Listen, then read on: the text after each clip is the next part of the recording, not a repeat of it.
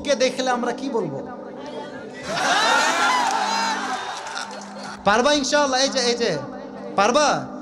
লাল গেঞ্জি ছোট বাচ্চা, ও যদি পারে সিরাজগঞ্জে ব্র্যান্ড তার প্রমাণ হয়ে যাবে যুবক ভাড়া, ঠিক কিনা বলো?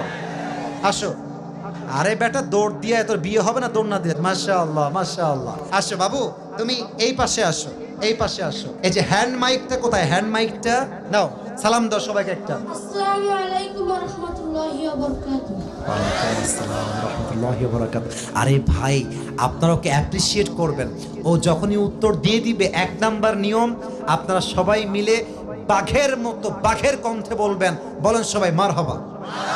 আরেকবার বলেন সবাই মারহাবা। এই পিচ্চিকে আমরা ওয়েলকাম জানাই। আল্লাহ ওকে উত্তর দেওয়ার তৌফিক দান করুক। পড়েন সবাই আমিন। ওকে আমি খুব সহজভাবে প্রশ্ন করবো, আশা রাখবো সে পারবে। বলো তো, আমার নবীর গায়ের চামড়ার রং কেমন ছিল? পারবে?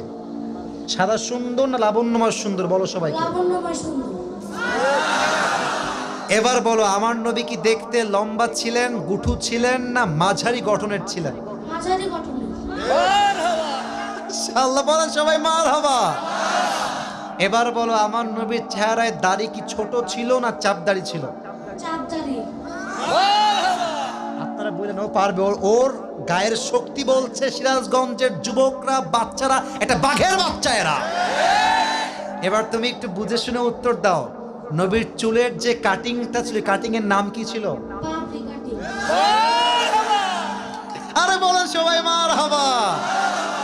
এবার বলো তো, নবীর হাতের তালু কেমন ছিল? নবীর হাতের তালুটা এটা কি শক্ত ছিল না মোলায়েম ছিল? মোলায়েম ছিল। ওকে অপশন দিলে যে রাইট অপশন সেটাই সে চুজ করছে। বলেন সবাই মারহাবা। 1 নাম্বার সে পাস, 1 নাম্বার সাবজেক্ট শেষ। 2 নাম্বার বলো তো, আমার নবীর সম্মান আল্লাহ বোঝাবার জন্য যখন মালাকুল মত নবীর কাছে আসলেন, নবীর রূহকে এসেই কবজ করলেন, নবীর কাছে পারমিশন চাইলেন? পারমিশন চাই। বলেন সবাই মারহাবা। আচ্ছা বলো তো, নবীর আদর্শের ক্ষেত্রে নবী বাবা হিসেবে যখন ফাতেমাকে বিয়ে দিবেন, ফাতেমার কাছে এসে, এটা ওর জন্য বোঝা একটু কষ্টকর, তাই বোঝাবার স্বার্থে সহজ করছি। বাবা হিসেবে ফাতেমার কাছে এসে নবীজি কি বললেন বিয়ের ব্যাপারে?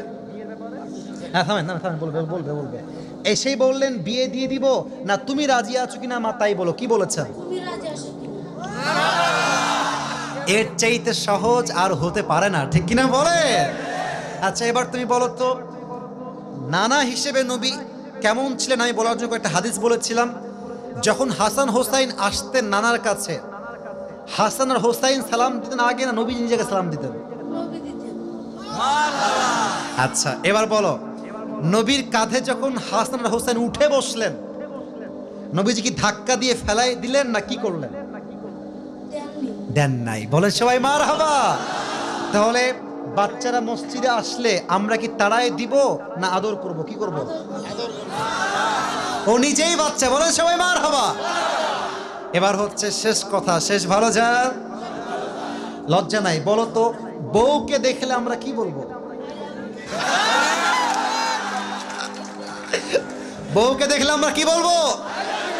এই তোমার নাম কি? মোহাম্মদ তাওহীদ ইসলাম। তাওহীদ ইসলাম। ইসলামের একত্ববাদ যে প্রমাণ করে, সে প্রমাণ করেছে আগামীতে ইসলামের জন্য এই কাজ করবে, ঠিক কিনা বলে? তোমার বাড়ি কি এখানেই? এখান থেকে এখানে? হ্যাঁ মাশাআল্লাহ, আল্লাহকে কবুল করুক। পড়েন সবাই আমিন। এই টুপিটা ওর মাথায় পারফেক্টলি হবে না, তবে বয়স তো এখানেই শেষ নয়। একদিন সে বড় হবে, একদিন এই চেয়ারে এই বাচ্চা কথা বলবে, ঠিক কিনা বলে? আল্লাহ তাওহীদ ইসলামকে, আরে ভাই সিরাজগঞ্জের মানুষ যে আগেই বলেছিলাম সাহসী, ও কথা যখন বলেছে ওর মাঝে আমি সামান্য কোনো ভয় দেখতে পারি নাই, ঠিক কিনা বলে?